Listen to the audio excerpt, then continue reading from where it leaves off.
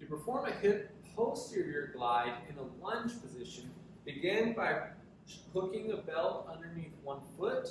This is the leg that we're not as interested in. And then putting the belt on the front of the hip crease on the side that you are interested in. Okay? So now I am in this position, and I want to kind of shift my weight forward until I feel that increased tension. It's right in the fold of my hip here. Okay? And so now in this position, I have some options.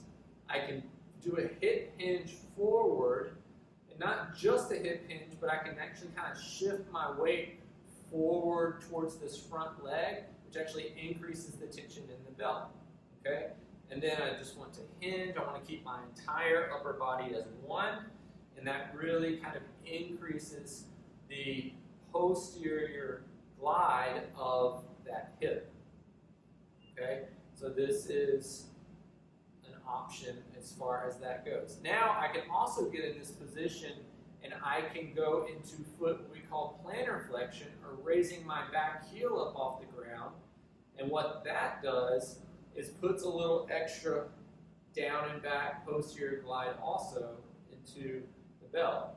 So I'm going into plantar flexion. It's causing me to kind of stand up out of this. Because my leg is staying still, it's actually relatively mobilizing that hip. Okay, so you can work on this, 2 minutes, working up to even doing about 5 minutes of just self-mobilization in the posterior gliding direction. If you have pain with this, please let your therapist know. You should not have pain in your hip with this specific mobilization.